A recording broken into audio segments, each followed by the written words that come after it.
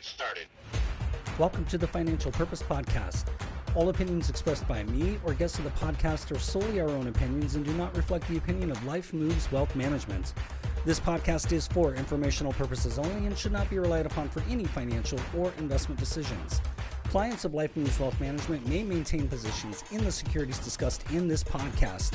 Hello, I'm your host, Dale Shafer, and here's another great episode starting now. Let's go.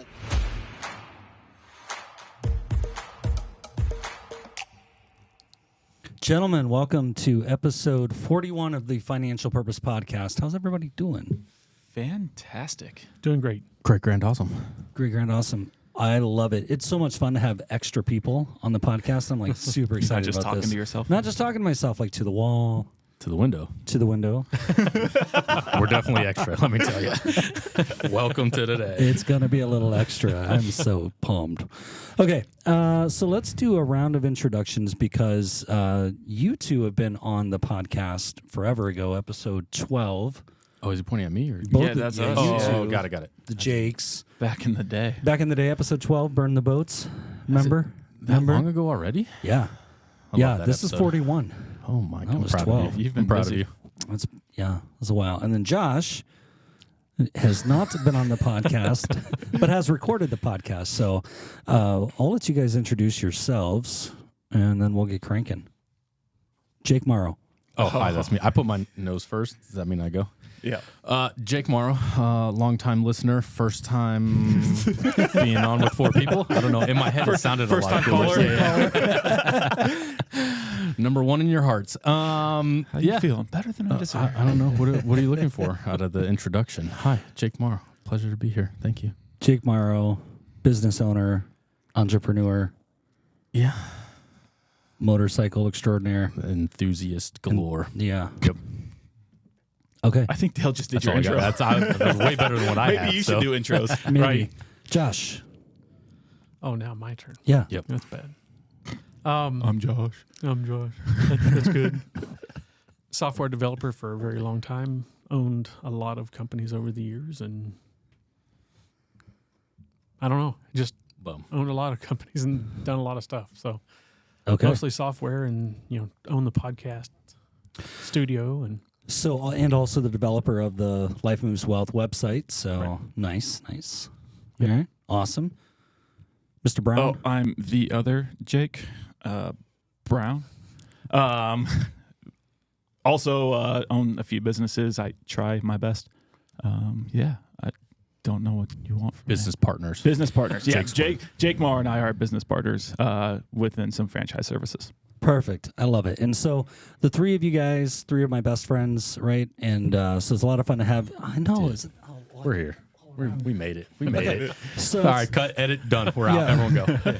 good to have you guys on the podcast because we have all owned businesses. We've all had employees. We've all hired, fired, groomed, promoted, trained, And fired again. and fired again, fired ourselves at some point from Multiple somebody times. else's jobs, right? So that's what I want to talk about today is that whole process of entrepreneurship is challenging for the person who has the right mindset, but how do you know when you're a terrible employee because you need to be an entrepreneur, right? Versus when you're just a terrible employee and you should not try entrepreneurship, right? So what I want to get to is really like if there's a couple things that we can say, okay, these are the telltale signs of somebody who should be an entrepreneur.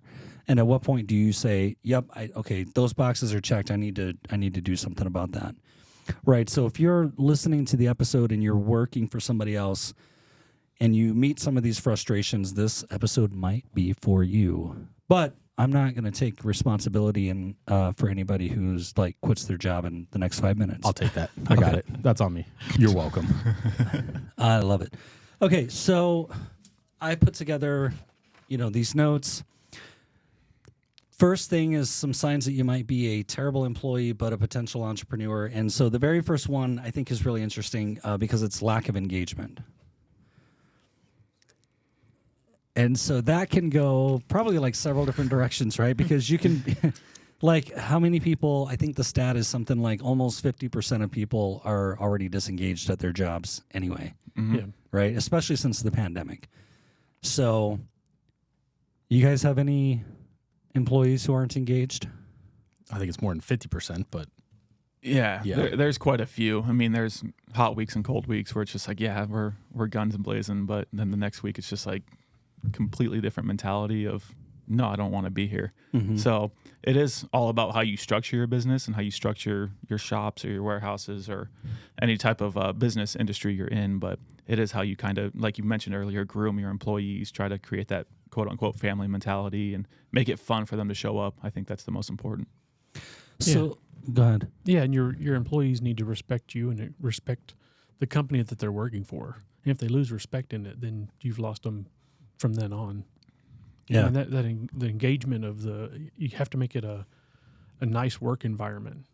You can't have it a hostile work environment, whether it's the people they work with or their current first boss or the CEO of the company. You know, if they lose respect for the company or any of their bosses, then it's hard to have them engaged in the business. Mm-hmm.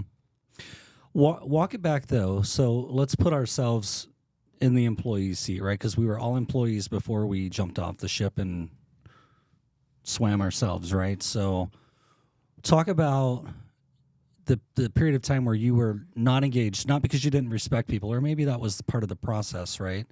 But just because you knew you were ready to not be there, ready to be doing something else. Again, mine all leads back to management or ownership, how I was treated as an employee. It made me not want to make that person more money or try my best at the end of the day. Mm-hmm. So if I had an owner or a manager that was super engaged, invested in me, wanting to grow in whatever I needed to grow in, then it's just like, yeah, I'm gonna work my butt off in order to get there. But if the owner was disengaged, could care less about the employees or the staffs that he had, it's just like, why am I gonna break my back as well? But again, as an owner, we've learned a lot going through different stages of being an employee to become the perfect, in essence, owner that we could, learning from the good and the bad. Mm. I don't know. I'm slightly quiet when it comes to something like this because I feel like I'm jaded, at least from us talking before this. My last couple of jobs, I think the people that I worked for actually inspired me to want to own my own business, make my own decisions, build that type of relationship with everybody.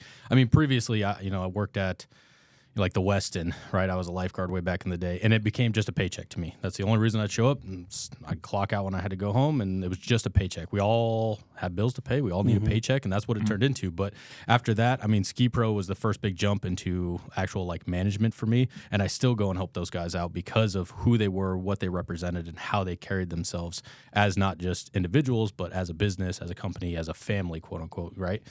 Even when I went to Virginia, when I worked for Lidl out there, the corporation is huge across multiple countries. But the person I worked for, a guy named Ian Hunter, he inspired me to really want to become a stronger leader and actually build something of my own because of who he was. He still worked for a big company, but he ran a building like it was his. His name wasn't on the building, but it was his building. You talk to anyone in that building, that's who we would work for.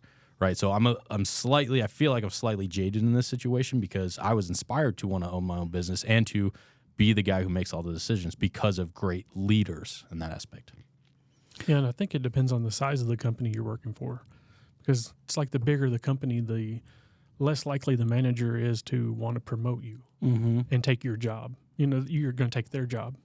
You know, so there's certain jobs where you're not going to move up any farther from whether it's education or whatever it is, because the company's just not going to let you, you know. And there's things that I applied for when I was younger, and I'm always been in technology and software development, but I need a break from that sometimes. And when I was in college and just right after college and stuff, there was times that I wanted a different job, and I didn't get hired for jobs because I was too overqualified. But they knew that I wasn't going to be there long. So they didn't want to hire me because they're like, yeah, he's not going to be here long. When I did the interview, they're like, he's either going to take my job or he's not going to be here for very long.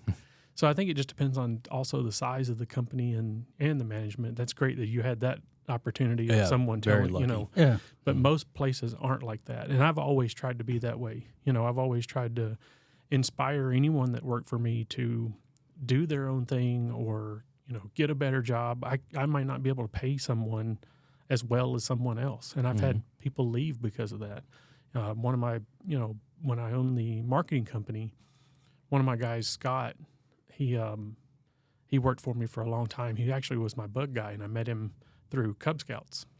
Our kids were Cub Scouts in Cub Scouts. He was your what guy? He was our bug spray guy. He come by and The bug guy. The bug guy. The bug guy. met him in Cub Scouts.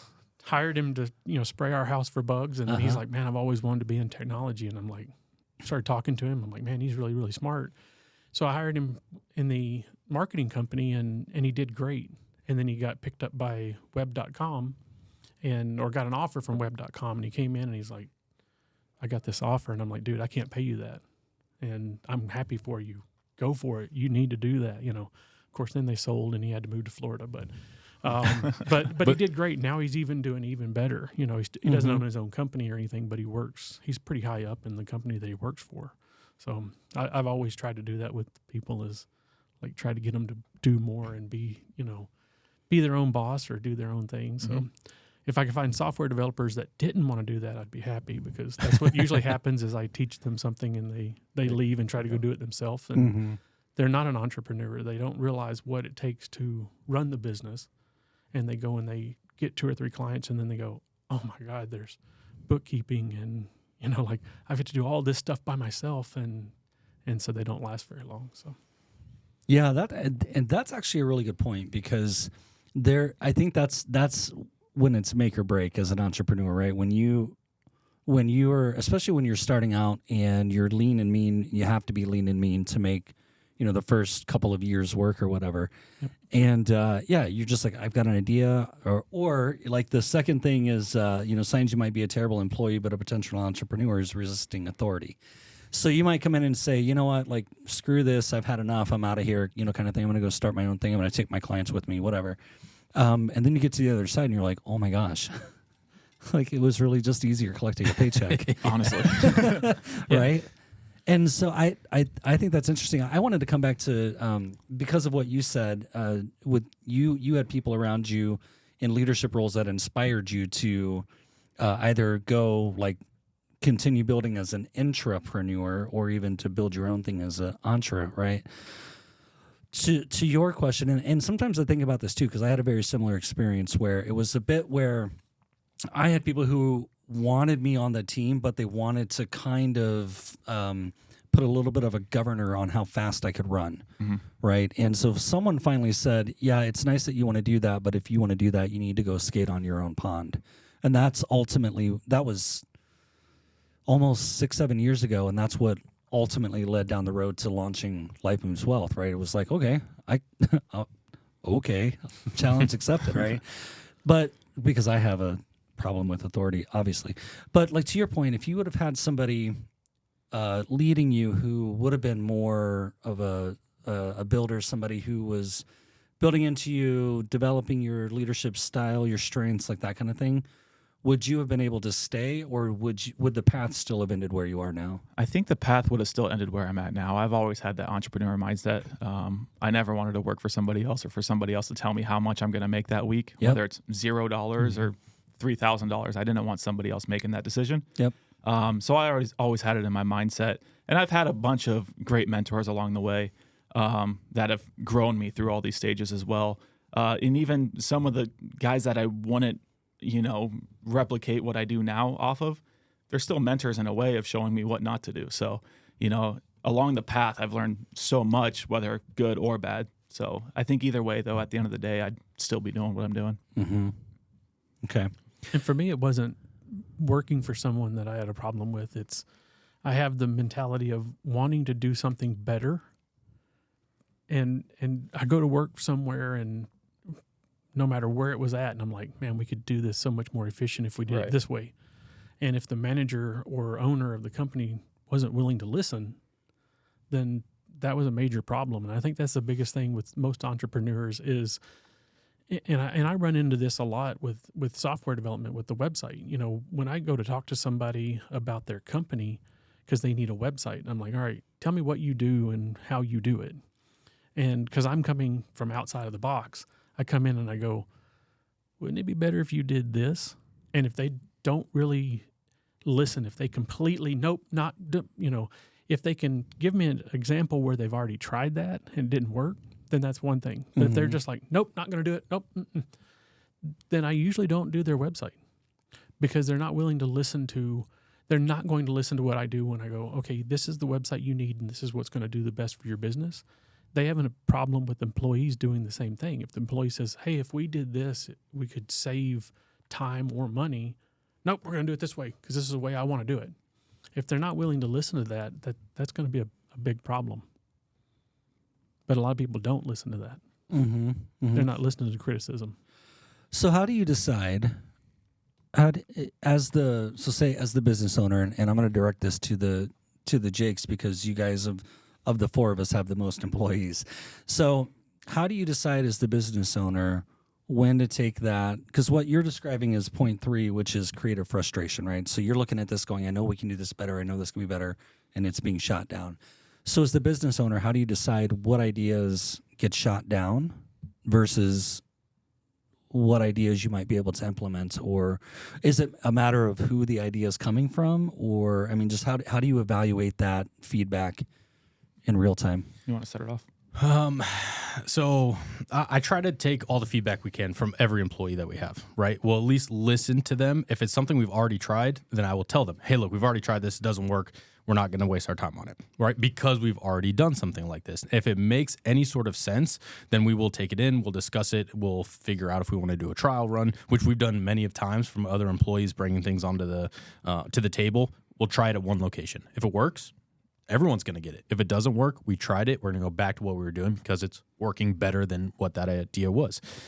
I'd like to say I take all the ideas. There are some employees that you just know, man, you show up late, you don't really try, you don't really care.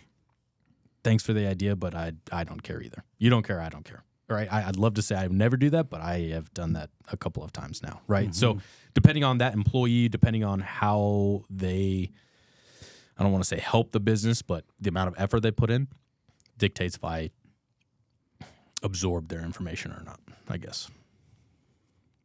Yeah, so I'm pretty much the same way, especially with this economy, things are so changing daily, and thinking outside the box in order to make sure your business is still growing day after day.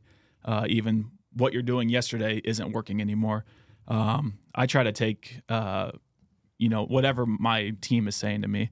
But again, we have 9 different locations. So each clientele is going to be different at each location. So a pilot we may run at our North Phoenix location isn't going to work for our South Phoenix. So I do try to run them all at all locations. I take, any recommendations that any of my employees give me saying we should do this or that. Hey, let's run it. We'll run it for a week. If it works, we're going to implement it and we're going to run with it. And if it doesn't, then, hey, we tried. But at least at the end of the day, we know that we tried and we either succeeded or we failed. But, at the end of the day, you have to do all these trials and errors in order to see what works and what doesn't. And if it works this week, it might not work next week. If it doesn't work this week, it may work next week. So you just never know. Do you find that think of how to ask this. There's a difference, I think, between somebody who is hey, somebody ought to fix that kind of person versus somebody who says, that's a problem, here's a solution I think will work, right? So I recognize it, but now I have a way that we can possibly make that better versus just calling out the issues, right? So do you find that some of the evaluation that you do is thinking through what kind of person is bringing that? Because it's one thing if they're bringing an idea, and it's quite a different thing if they're bringing a problem. Most of the time, if somebody just brings a problem, we either just solve it right then on the spot, but it doesn't actually fix anything. The good employees or the people that you want to build throughout your business are the ones that actually have a solution to that problem, right? So those are the ones that I really take their feedback, and implement it instantly rather than, okay, here's a problem. Let's take a couple weeks to brainstorm and think about how we can fix it rather than having that solution already. But to build employees, you also have to challenge them. Well, what do you think the solution is? Let them come up with something. Even if you know it's going to fail, allow them to try it. Because sometimes, at least for me, I have an easier time failing in person than I do listening to somebody telling me I'm going to fail. right? Learn from experience. So it really, I mean, it all is situational, I believe, but that's how I usually address. Yeah. Okay. Does that answer the creative frustration thing? Right. So the other two things, the passion for change, which I think we probably just talked about, but what about the desire for autonomy? Right. So go back to when you were an employee. Like I really, when I was like my very first professional career, I was young, and our branch manager at the time, he told me that his favorite thing about me was all he had to do was wind me up and point me in a direction, and I'm gone. Right? So like that whole desire for autonomy is like, look, I have a good head on my shoulders. I know what I'm doing. I know where the line is. I'm not going to cross it, right? In whatever area that is. Just let me do my thing. Let me do it. Let me do it the way it's going to work, the way that I know how to work it, and the results will come, right? So think about how you push that up when you were an employee to the manager to get them to let you do that, and then bring it forward to how you see your employees wanting to exercise autonomy in their work. So coming from the employee standpoint, action spoke louder than words for me. And it wasn't about the dollar today. It was about the dollar, a year from now, or where I can grow into the position I wanted to be in. So, yeah, for the first few weeks or months, I would do extra work overtime, do more than what was asked from me. And nobody may notice, for the first week, first month. But you keep doing that, people start talking, people start noticing, allowing you to grow, and then allowing you to gain trust from managers, owners, to kind of let you run with it, allowing you to grow in the company faster. For ownership, being an entrepreneur now, the way I've structured, Jake and I have kind of split the business in half. He runs half the shops, I run the other half. And the way I've structured my side of the business is I put my managers in place to run their shop like it's their business. Like I said earlier, the clientele is going to be different from Tempe to North Phoenix to South Phoenix to Prescott. Every clientele is going to be a little bit different. So I'm going to say, figure out what your clientele is, figure out what's going to work best, your sales techniques, what you can do to get cars in our shop and make money, and I'll let you run with it. I'll step in when it starts not working, and we'll find a solution then, and we'll fix it from there. So it sounds like for you, and I'm gonna bet it's also for you, but we'll see. I'll let you continue that. Please go. But for you, it was, this is how, so it's kind of like, I'll treat you how I wanted to be treated when I was in your position. Right. Yeah. Not necessarily for me.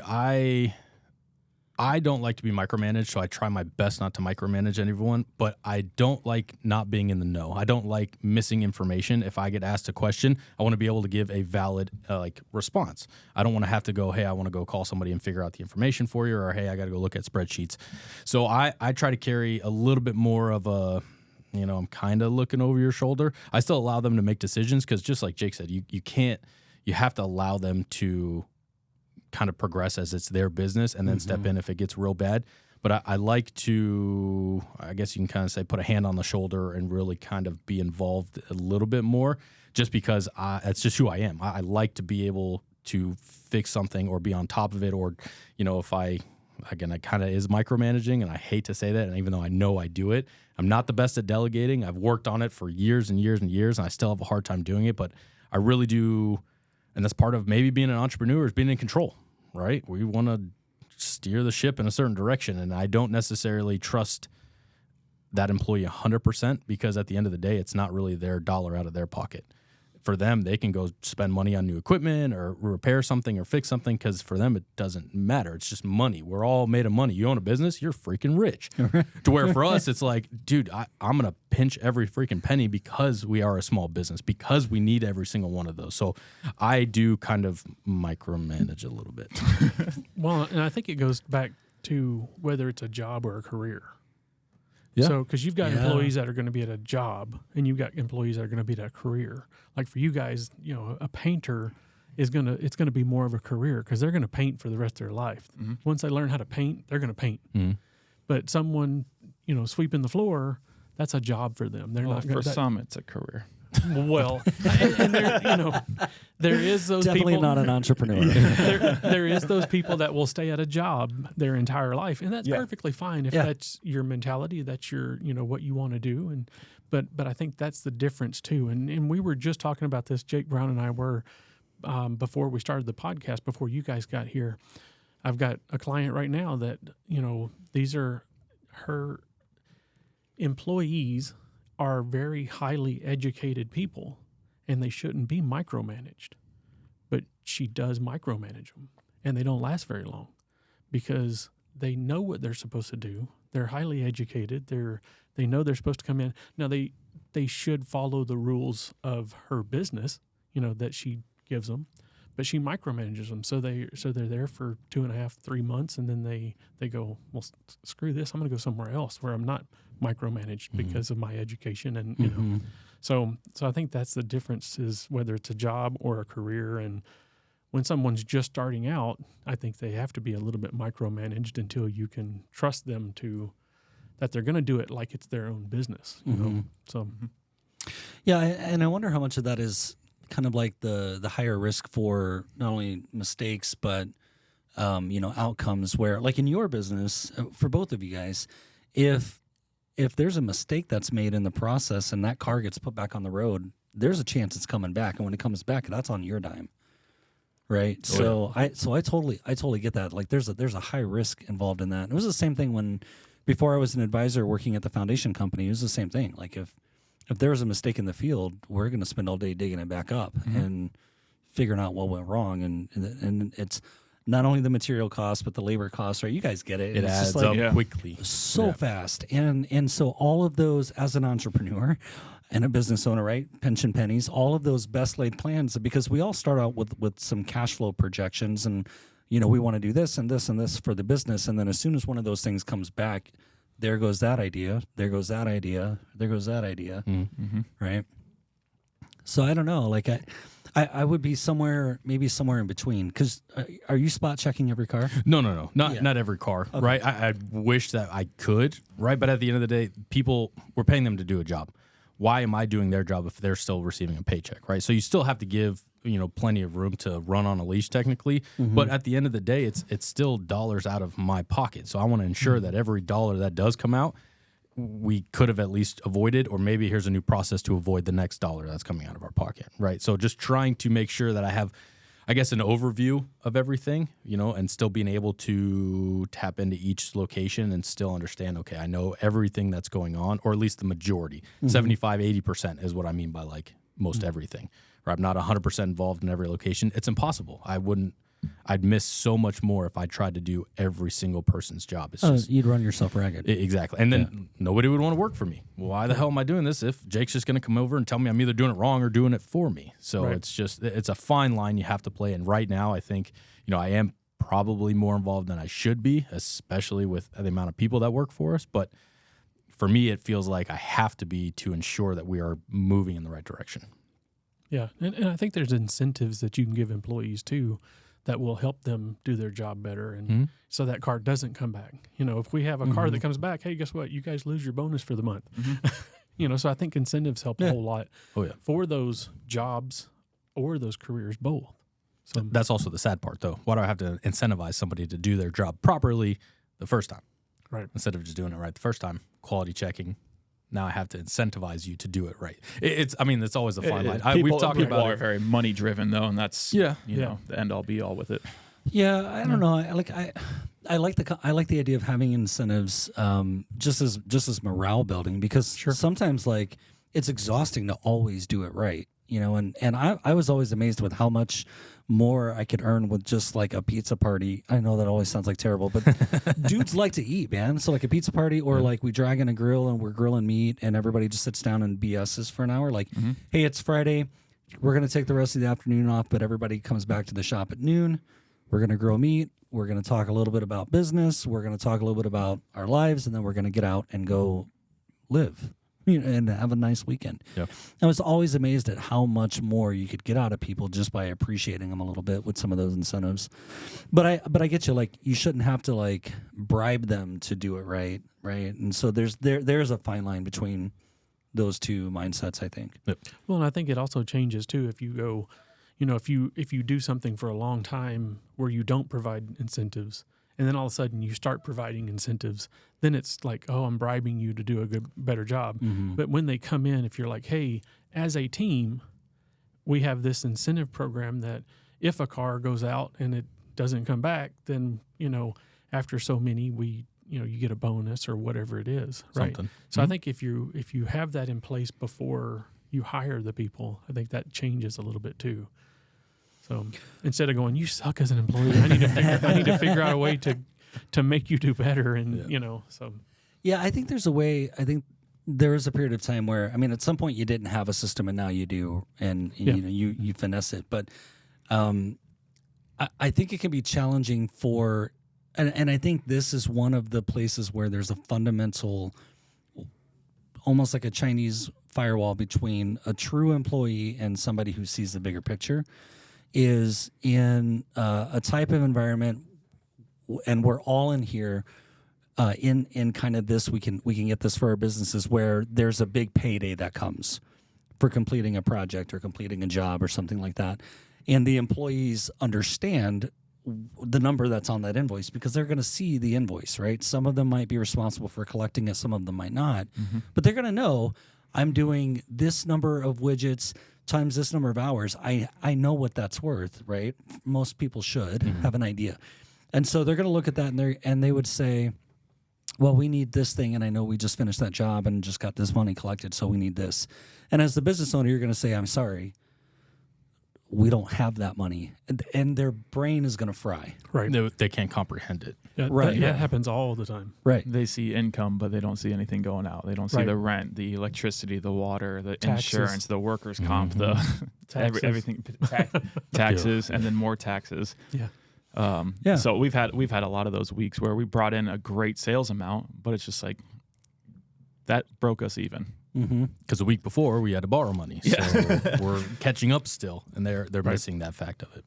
Right. Yeah. And I had guys that would, in those, especially like when there were tougher economic times, where they would just be like, clearly you guys don't know how to run a business. If I bring a $70,000 check and you're broke, like clearly you guys suck at this, kind of thing. And I me being me, I'd always go like, hey, let's switch jobs. I would not mind digging a hole. Right.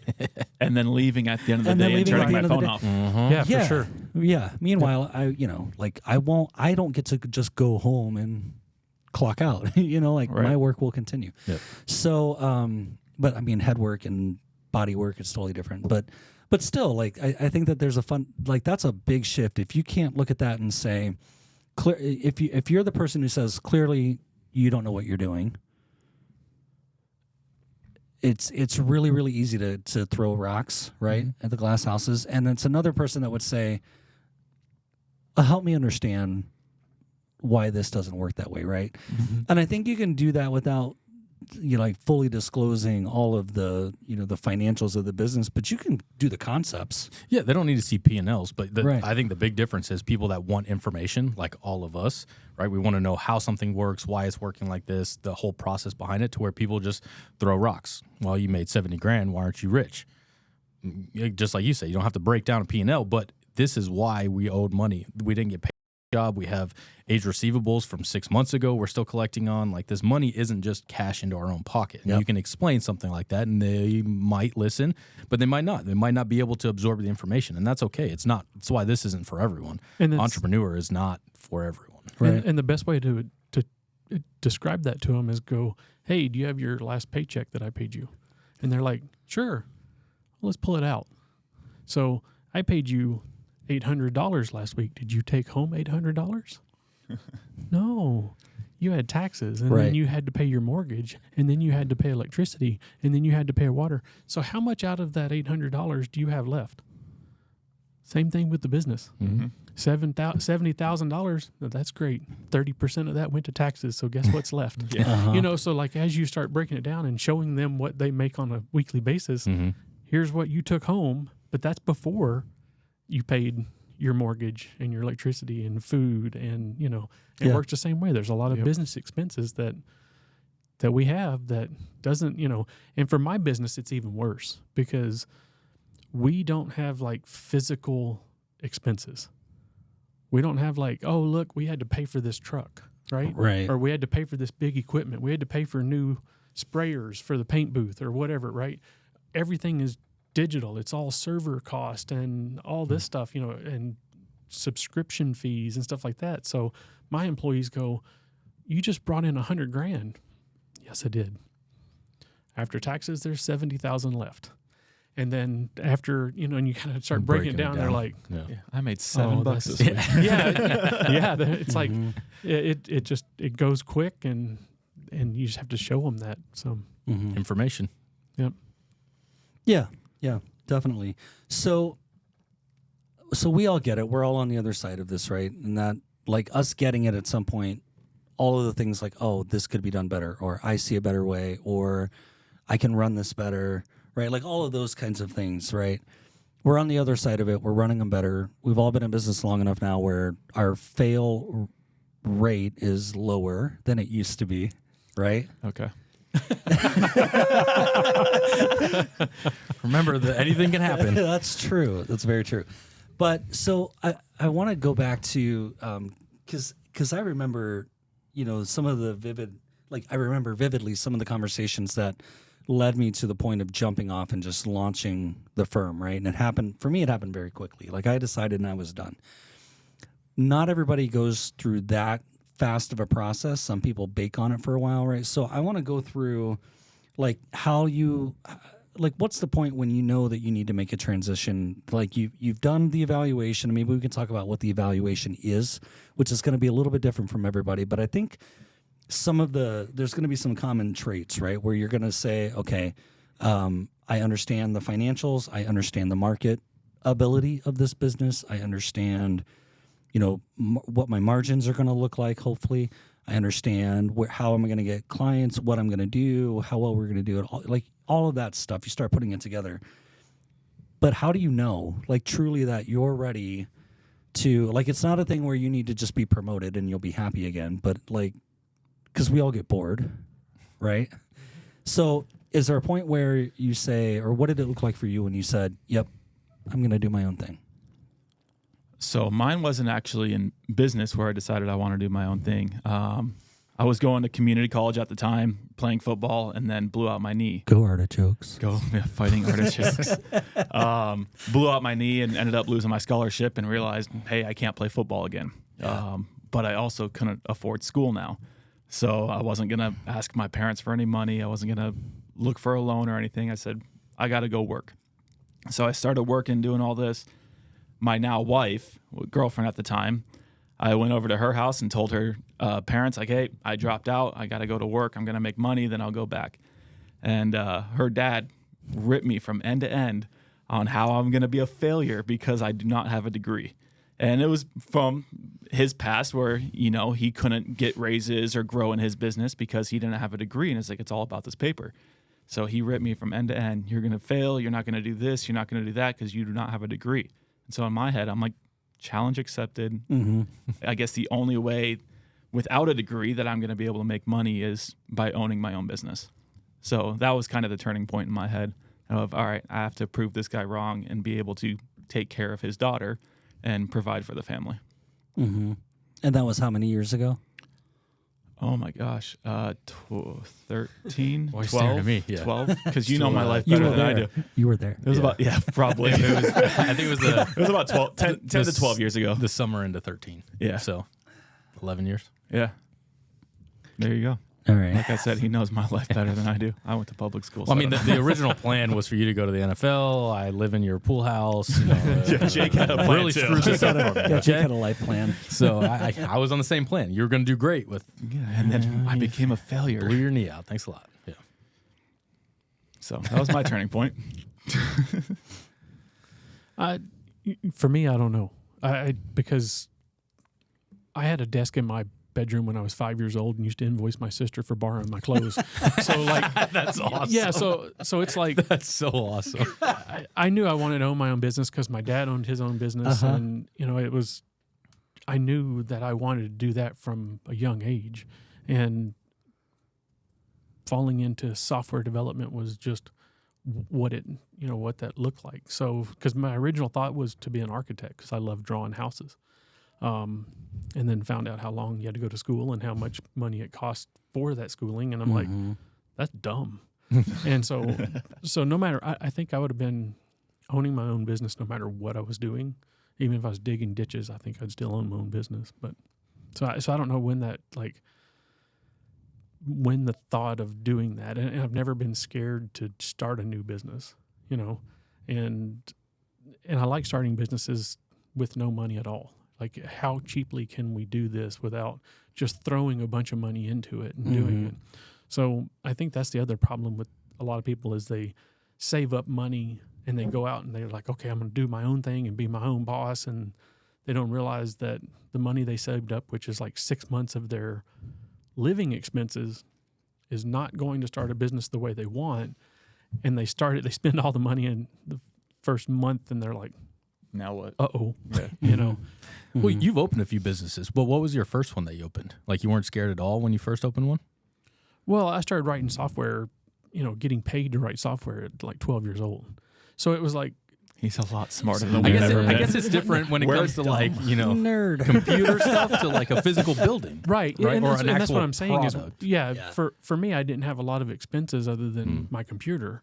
And, and it was an expensive computer. And I had to talk my dad into borrowing the money to buy a $3,000 computer when I was 11 years old, And my dad's like, no, we're not doing that. And then I'm like, and then I wrote some software for his business, and he's like,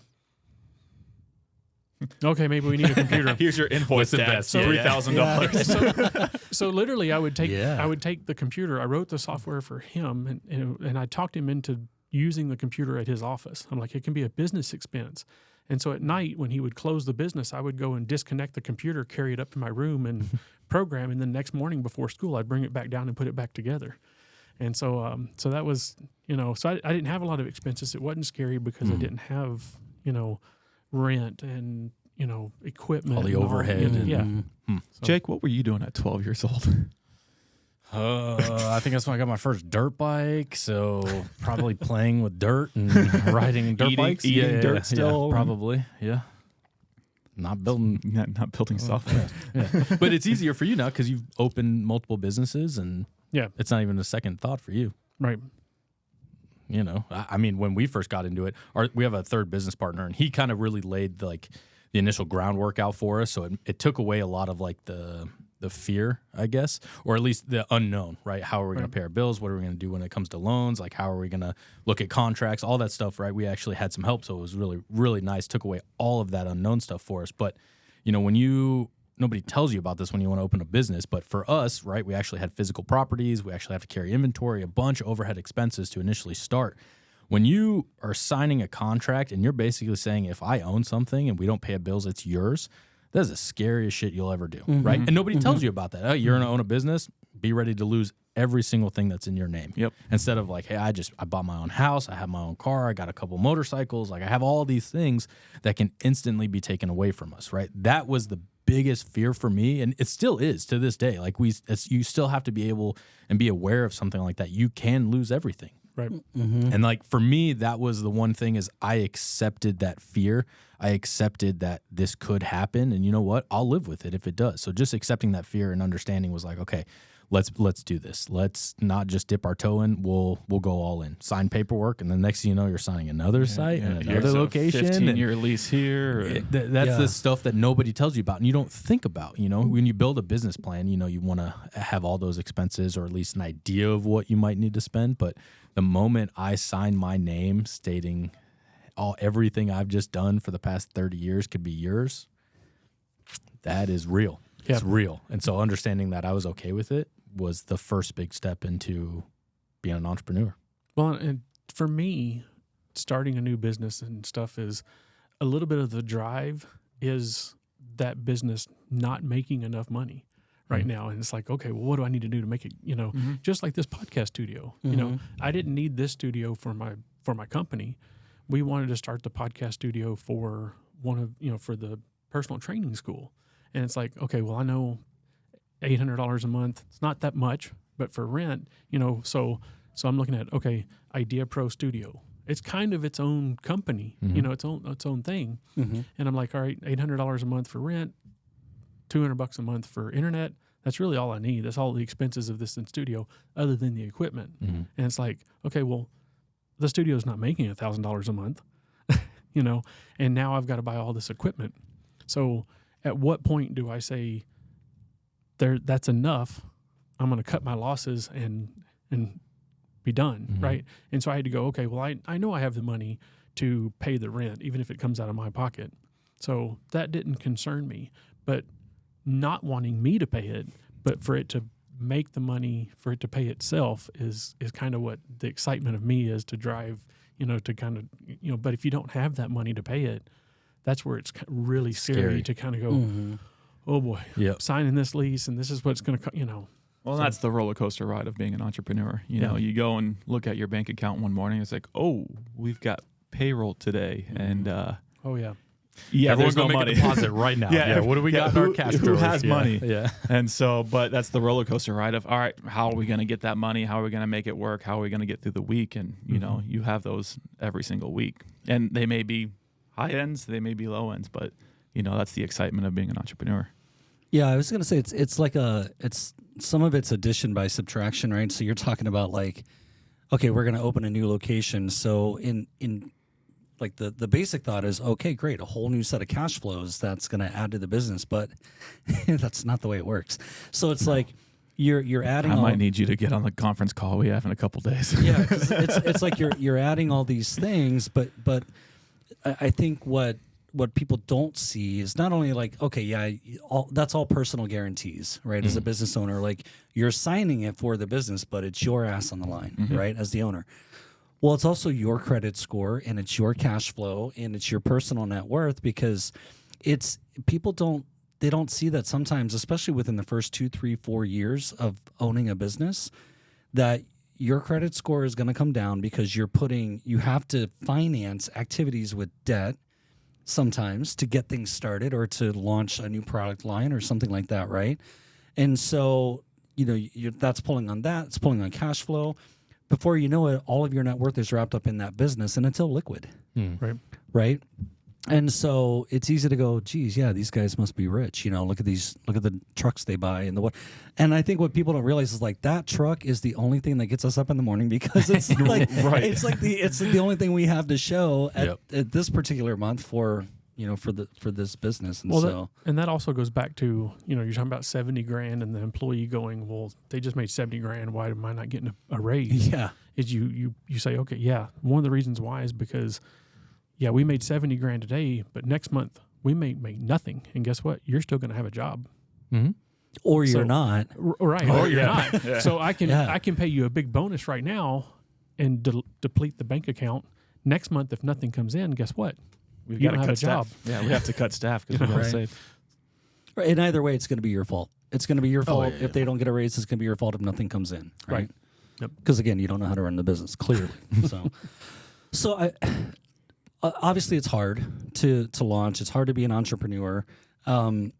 There are some people in the world who it's easier because they're able to launch with, VC backing, and they can but that still has guarantees, right? There's no VC that's just going to give you money and say, right, go have fun with it and see what happens. It's like they're going to demand a certain rate of return, and it's going to be high because you're risky, right? So there's mindset that you have to have as an entrepreneur, right? And some of that is just like pure, like ignorant level determination, right? But whatever, and maybe some tenacity of doesn't matter if I eat or not, but this is going to work, right? It's going to happen. It's going to take some time. I'm going to blood, sweat, tears, all that fun stuff, right? What about the support system that you need to have to get yourself through it, right? Because your mindset can be as tough as it is, but it needs reinforcement, and sometimes you're not enough on your own to do that, right? And so you're talking about, and I almost said his name, but your father-in-law, because we all know I can't say his name. Was it? Can we say his Confidential. name? We all. I want to say it so bad right now. we all know him, so, right? So fast forward 11 years, right? I think he still kind of likes you and like doesn't think you're a failure anymore. That could be Depends debatable. on what project Jake has been working on. Yeah, That could be debatable. Well, that's any father-in-law, right? So who do you need to have in your corner if you think that you're the type of person who needs to launch off and do your own thing? Your mindset is, it could be tough as nails, but there are days, like I clearly remember 3-4 years ago driving home on the 101, and I'm just beating my head against the headrest going, how in the hell am I going to grow this thing so I don't have to go back to work for somebody, right? Just like beating my head, like just frustrated. And so I'm, lucky enough to go home, and I have a wife who is very supportive of like how hard it was going to be. And she knew it was going to be what it is. Right. And that's fine. And, we're on the other side of a lot of that now, but, again, anything can happen any given day. Right. But still, like, you have to have somebody who is in your corner, right? What in boxing, what is that? Your corner man or whatever? Is that the title for that person who like sponges you down and spit buck holder? I don't know. Whatever, Spit right? bucket holder. I don't know what you call them. There, because you're either going to have somebody who is speaking into your ear, like motivation, or you're going to have somebody who's pissing in your ear, right? And so who do you need to have around you? Don't look at me like that. I was going to make a comment, but don't you dare. I read your mind. You Don't made a you comment. dare. I heard it. Okay, so there's frat pranks, and then there's like Yeah, you definitely have to have somebody that supports you, and and if that's your wife or girlfriend or whatever it is, if they don't support you, you can't do it. I mean, because there's no possible way. Because hell at home is going to be hell at work. Mm-hmm. You're not going to be able to do it if you have to go home every day and listen to your spouse, wife, whatever it is, girlfriend, bitch at you because you didn't, you're not doing what you need to be doing. But what if you're single? And you're going to go, I mean, you don't have that person built in when you go home. No comment. Well, I mean, it's definitely We're out. Yeah. It's definitely easier if you're single, less expenses, and less people to answer to. But True. that's when you need your parents, your mom, your dad, or your uncle, or whoever it is, A mentor, somebody that can say, "Yeah, you're doing the right thing. Keep going." I see a lot of people that do that all the time.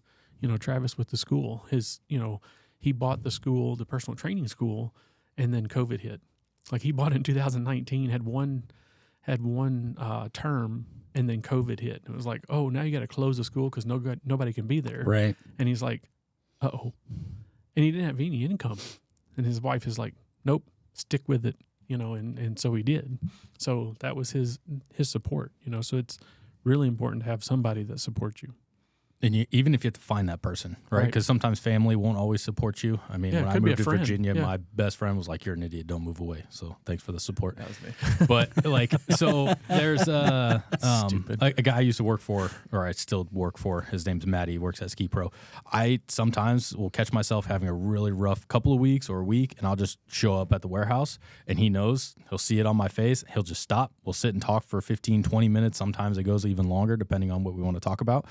And then I say, thank you so much. Needed that. Got it off my chest. Right back out. Right. Even though I have all the friends, the family, everyone wants to support me. Sometimes you just need that person who's so secluded from everything that you haven't just, bitched about to for days and weeks and months. And, just finding that one singular person who's away from you and away from everything you do is huge. Right. And I'm not saying that you just go out to a bar or sit at a bar and maybe try to talk to a bartender or something. But the barista at Starbucks or something. And honestly, sometimes if you're at a bar, sometimes if they're slow, they'll chat you up and maybe you just need to get something off of your chest, right? There's something that's so simple with that. But I mean, one of my fondest memories is sitting in Zeal, having one of the worst couple of years of my life. And the big man came over, had a cigar with me, chatted me up, and I left feeling like a totally different man. Right? Yeah. It's just you just got to find that one singular person who can just shake you loose and say, dude, get out of your own head, or, just stop thinking about it. Think about something else. And next thing you know, you're coming back to a solution, not necessarily the problem. It's hard to find, but once you find that person and they understand who they are to you, just like Matty, he goes, all right, I'll see you in a couple weeks.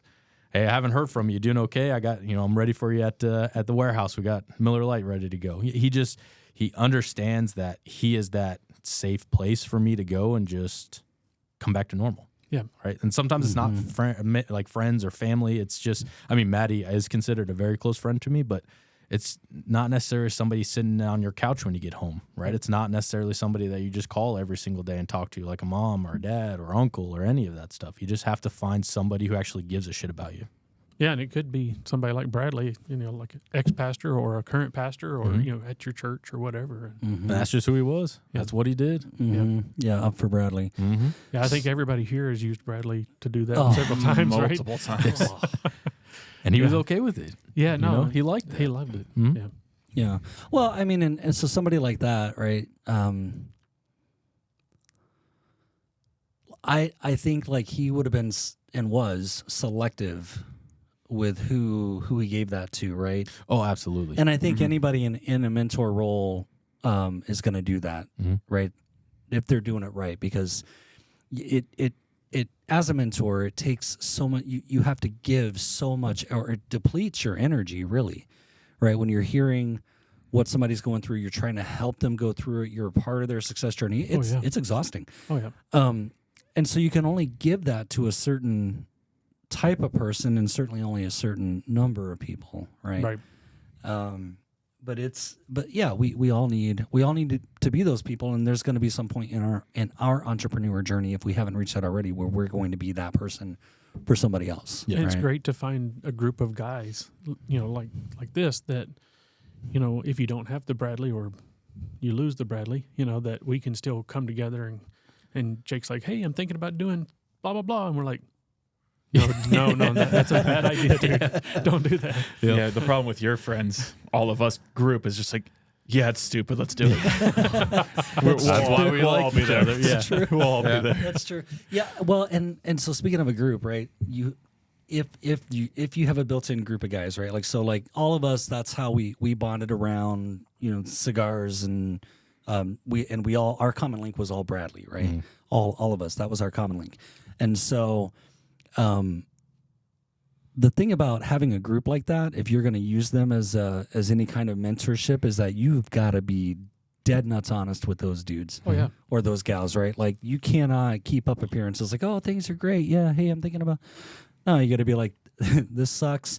Man, I got yelled at today. Like, blah, blah, blah, whatever it is. Like, the more straight you are, the better you're putting somebody in position on deck to be able to help you do their next best thing. Yeah. And I mean, Bradley, he was always straight with us. So I think that's why it made it so much easier for me to be straight with him. Yeah. Because he'd shoot you straight, so give it back to him. Where, friends and family, you don't necessarily want to put all that weight on them. Like Jake is the rock for anyone that he knows. How do you unleash your weight onto somebody else, right? So you have to find that one singular person that, dude, I got you. These shoulders are freaking ready. You know what I mean? Like, I'm gonna teach you something. You're a gonna little teach me. No, it's his back is a little It's jacked a little up. out of place. Yeah. But I mean, you just got to find somebody. There's somebody out there. Yep. Okay. So you found somebody. You understand the challenge. I know. I was like, what? It's the I AC. was like, is there something? It won't show purring or He something. paused too. It and I sounds was almost like a helicopter. I'm like, son of a. What's going Like a on? cat purring. Is this part of the show? What are we doing? Yeah. Background noise. Yeah, it won't go through to the recording, but it is kind of. That's actually how I think. I'm like, so. That was just the wheels turning so Yeah. fast up there. Yeah, yeah. I don't know about fast. They don't always turn that fast. They need a little grease today. I don't know. I don't think I had enough coffee. Stop looking at me like you know what I'm thinking. He does. He does.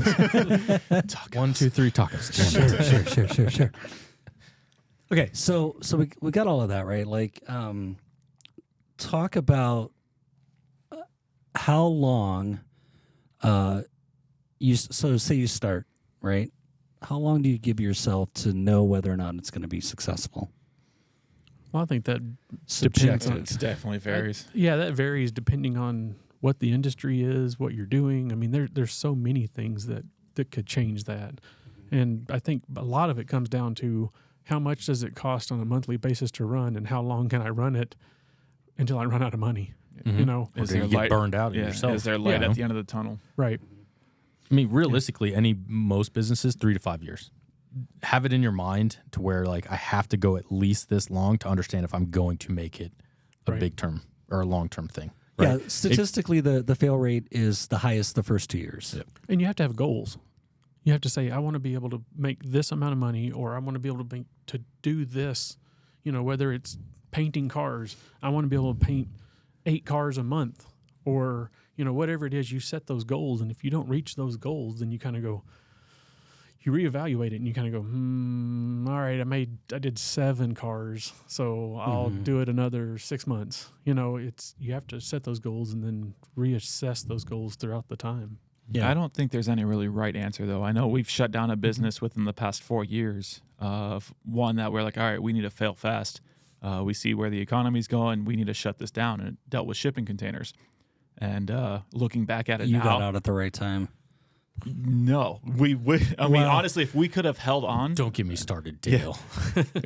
looking back at it Giving now, yourself where another it's, 6 months. where it's all Yeah. come back around, and it's just like that could have been our best business we have.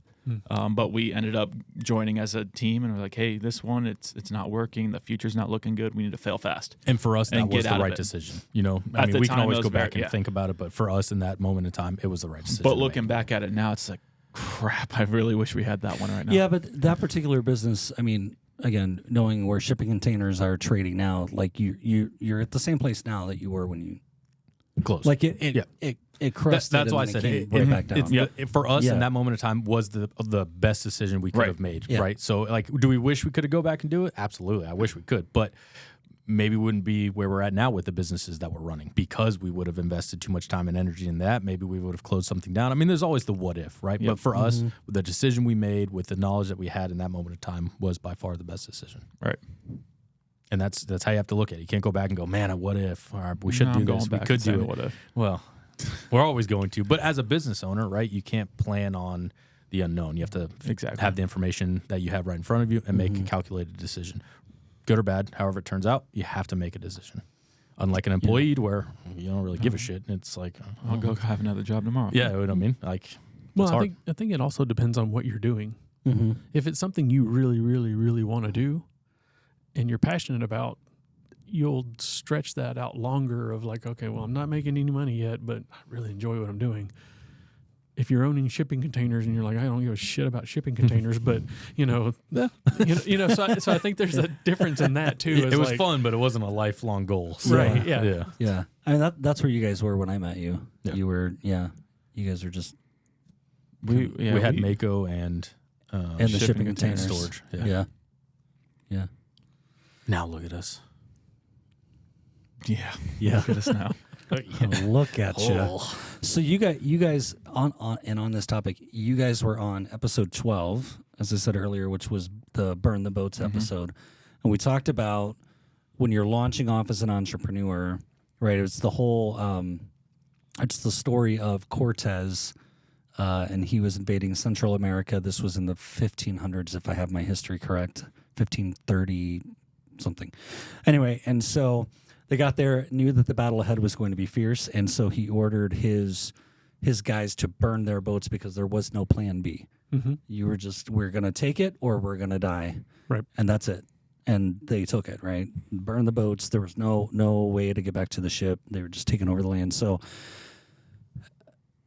like, when you're launching, is that the right way, realistically, as an entrepreneur, to approach it? To just say, F it. I'm burning the boats. I'm not looking back. I'm not going back to work for somebody. This is going to work. Or I need to try harder, right? Like, I mean, how does that... I think yes. I mean, what's the point of doing something if you're not going to give it your all, right? And that's for anything, whether it's a relationship, whether it's a friendship, whether it's a business. I mean, it does not matter. If you don't actually give a shit and try, why do it? So you're saying if you put a plan B in place, then you're not really committed to your plan A? Well, you're ready to fail. Yeah. You're prepping Yeah. yourself to fail. Okay, good. Why would I So- give it everything? I got a backup plan right here. That's fine. I told you, when I moved here, as you guys know that story. So I moved here, and above the desk in my apartment, I put a picture, or it's like a painting of that, burning ship, right over my computer. So every day when I went back and sat down at that desk, that's what I saw, right? And around that time, I read a book by Bo Eason. Do you guys know Bo Eason, the football player? I don't know how to read, so Okay. lots of pictures where I come from. So Anyway, coloring sections, a lot of and- crayons. yeah, so Bo Eason, in the line. Sorry. he wrote a book called "There's No Plan B for Your A Game," and that's exactly what the premise of the book was. It's like if you're going to commit to something, freaking commit, right? Or don't do it. Like there's no backup plan. There's no, if this doesn't work, then I'll just go do this instead. Because chances are, you'll end up going and do the other thing instead anyway. It's right? easier. Yeah. Yeah. Yeah. The plan B is always easier. Something you know you're going to succeed at. Mm-hmm. Yeah. How are we doing on time, Josh? If you look 1 underneath hour the and where it 6 says minutes. ISO 1 hour. record. Yeah. Okay. Rookies. So let me bring it home because this is running a little bit long. Just checking myself out. Yeah, I'm like, I don't Just I now? don't That's even why know I what turned look. this way. I'm like, God, how do I look skinnier You in these look cameras? This good. is ridiculous. Oh my gosh. Camera adds 60 Okay, pounds. so we can kind of go around to kind of pull this forward. So again, if someone's listening to this and they're thinking about making a jump into entrepreneurship, right? So they're doing something that is currently they're working for somebody else and they're ready to be done on their own. What is one thing, and you can make it one or two things, but what's something that they need to think about to help them decide, is this potentially a crisis because you do need to jump off and be an entrepreneur, or is it a crisis because you need to be more assertive about your advancement and what you're doing and having a leader who's helping you advance right inside of a company? So how would you recommend somebody think about that decision? Why'd you both look at me so fast? Because you're smart. I mean, so it's very difficult because a lot of people look at things differently, right? Like I said earlier in the very beginning of this, I'm a little bit different because I had people that inspired me, right, wanting to do my own thing. But something that, I guess you should really look at as a person is understanding that what's your 5-year goal? Is your 5-year goal, do you see yourself in the top of a business, or do you see yourself in the exact same place you're in right now, right? I never saw myself in any goal that I've ever had in my entire life in the exact same position, working at the exact same company that I was in. It never, ever have crossed my mind. I always knew that I would do something, I don't want to say better, but I would do something different, and I would continue to grow as, a person. So I would just say, look at where you see yourself in the next 5 years. And if you see yourself in that position, then stay. Being an entrepreneur is not for everyone. Right. Everyone's like, oh, leave your 9 to 5, make your own hours. Yeah, now you're at a 7 that. 7. It's Go grind. 24 hours a day. Like, Yeah. Hustle. no. Oh, God. I wish, maybe go back in time and be like, don't inspire me as much. Let me stay. What are you I talking want to about? keep sweeping the floors. Yeah, learn and be informed about stuff. No. Just head in the sand. Keep doing what you're doing. But at the end of the day, that's at least what I would say. Yeah, I think you're right on. It's more of like a personal goal of what are your personal goals? Is it you want to spend more time with your family? Stay at your job. 100%. No, but spending more time with your family also, like, as a business owner, for me anyway, and a lot of business owners, you guys are to that level now where if you decide you want to take off on a Tuesday and go take your kids to do something, then you can do that, right? And that's for me the biggest thing is, like, going back to work for someone else now. I would have a really big hard time because I'd be like, you want me to come into the office from 9 to 5 Monday through Friday? Well, that takes out my Tuesday golf game. That's what the biggest thing is, what your personal goals are, whether you want to make more money, whether you want to be your own boss. I mean, that may, but it also has to do with, like, do you enjoy what you're doing? Mm-hmm. Well, I learned how to do this. I don't really enjoy it, but I'm going to go start a business doing it. If you do that, you're probably not going to succeed, because if you're not enjoying what you're doing, you have a hard time. Yeah. Yep. Being an entrepreneur, I think, and I hate that word, but being a business owner, As we've talked for the past hour. I know. Man, I hate every time you guys say it. That's the first time I've said it, though. But I think that some people just want to be an entrepreneur. They want to own their own business. They want the title. It doesn't the matter what- notoriety or whatever. It doesn't matter what they're doing. They just, and that's where I'm at. I enjoy starting a business, building it up, and then selling it.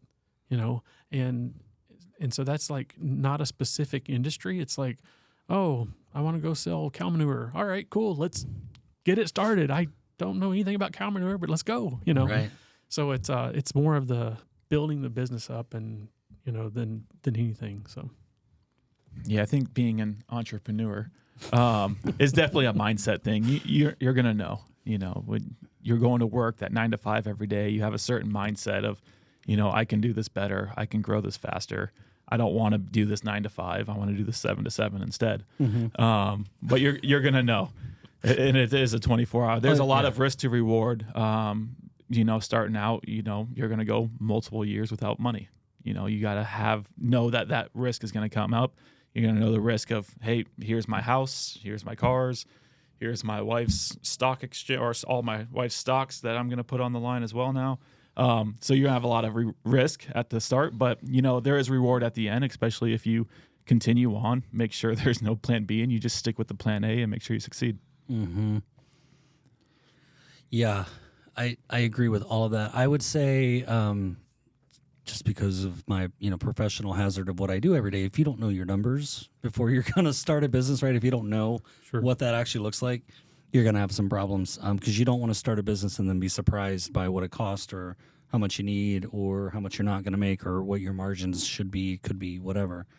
Invoicing terms, like you need to know stuff. You need to have some relationships. Yep. Some people that are going to help you do it. And Josh, you made a point about setting goals, and I think to those goals, you need to back up steps and have some small wins in place so that way you can keep working to the goal. Mm-hmm. Because it's one thing, when you get to 7 cars and you're like, man, I missed 8, right? And if you have some small wins baked in, then it makes getting number 8 really that much sweeter. Yeah. So, don't be afraid to ask for information. That was one of our things. Yeah. I mean, even for me, if I didn't know it, I wouldn't ask anybody. I would do research on it. Go find somebody who knows more than you and ask them a question. Like, don't be afraid to go find other people in similar industries or somebody's doing something that you want to do. I'm not saying somebody on freaking TikTok or something like that, but go network somewhere. Go to an event. Even if you're by yourself, it's scary, but go with actual questions. Don't just go and be like, oh, I'm going to see who I meet. Go with the understanding of, hey, this is something I want to do. I'm about to ask as many questions and make as many, announcements of who I am and what I'm doing and see if people will come to me. There's a lot of people. I mean, there's this guy that we've been doing some work on his vehicle. His name's Dick Roberts. He owns commercial landscaping. I didn't realize he's on a couple of different boards, but he actually will go and sit up on a stage and teach young entrepreneurs, hey, look, you want to start a business? This is what you need. Go take this class. Go look at this. Understand this. I'm going to break down what an actual P&L is. I'm going to show you what cash flow is. They don't understand that, we collected $100 million last year, but, we also carried that for 6.5 months before we made anything. I mean, there's people out there that'll give you information. You just can't be afraid to go ask and try to get that information from them. Yep. I'll be quiet now. no, amen, amen. Self-start that. Definitely, if you're a reader, that there's no plan B for your A game by Bo Eason, Eason. Go check that out. That is a great book. Write that down, Jay. And if you're there an not audio book? if you're not a reader, there is an audio version that Bo Perfect. reads We're in. himself, and it's really good. So I would say either that or like one of my favorite books that was part of my jumping off a long time ago was Grant Cardone's Be Obsessed or Be Average. I love that book, and I love the audio version because Grant reads it and you get Grant. So it's a lot of fun. But that's an old book. I mean, that book's like 12, 13 years old or something. So anyway, that's good stuff. So, all right, we're going to wrap here. Jake, Josh. Why does everybody's name start with J? You want to be an entrepreneur? Change your name. Yep. Change your name. Boom. Let's start with Jay. Thank you guys for being on this episode. This has been a lot of fun. Thanks for having Thank you. us. Good conversation. And until next time, take care. If you enjoyed this episode, be sure to like, subscribe, and share. Learn more about your financial purpose at lifemoveswealth.com.